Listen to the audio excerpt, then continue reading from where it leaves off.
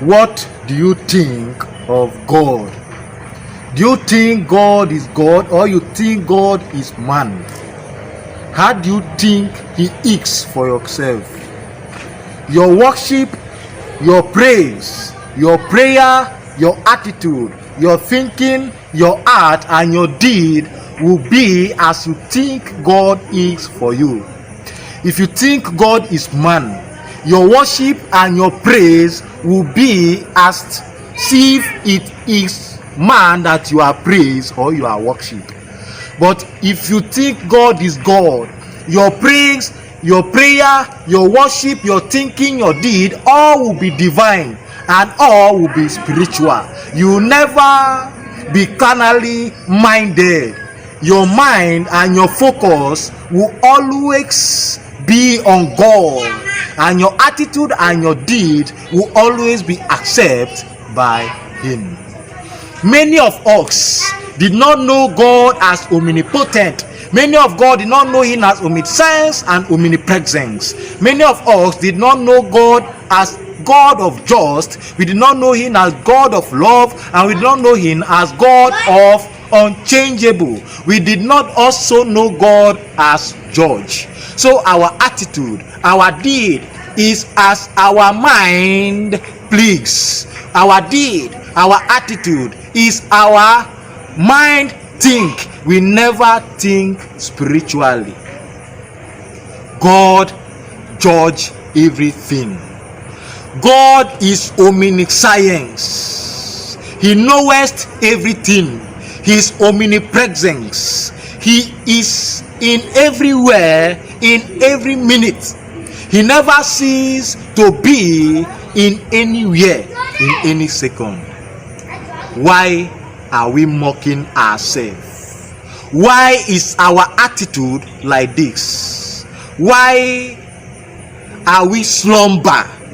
Why did we choose to fall and fall again? God will bring everything into judgment. The psalmist says, "Thou hast set our iniquity before thee, with all our secret sin in the light of thy countenance." The eyes of God is in everywhere, is in every place, beholding the evil and the good. He will bring them all into judgment. How are you with God? Why do you choose to be holy done in the secret and be religious in the sight of men? It is not men that you will give account of your deed on earth. It is God that you will give your account to. So if your secret is secret before men and it is not secret before God, what value it will be for you? Realize yourself. Try to feast your gaze on God. Try to walk with the Holy Spirit so that the Holy Spirit will show the real God to you. Even if you flee to the sky, God is there. If you flee to the air, God is there. If you choose to go and live in the uttermost part of the sea, God is still there, beholding you, seeing you. There is nowhere you will flee from the presence of God to. There is nowhere you will flee from the Spirit of God to. The Bible said, "The spirit of man is the candle of the Lord, searching all the inward part of the belly." So there's nothing you are doing that God is not aware of it. It is the spirit that keep you alive. So once there is that spirit in you, then there's none of your deed that is hid in the presence of the Lord. Even the darkness cannot hide anything from God. The darkness and the light, they are alike before the Lord. They are alike in the sight of the Lord. They don't have any difference in the sight of the Lord. When you are in the dark and you are behaving rubbish, when you are in the dark and you are committing immorality, iniquity, God is seeing them all, because the darkness cannot hide anything from him.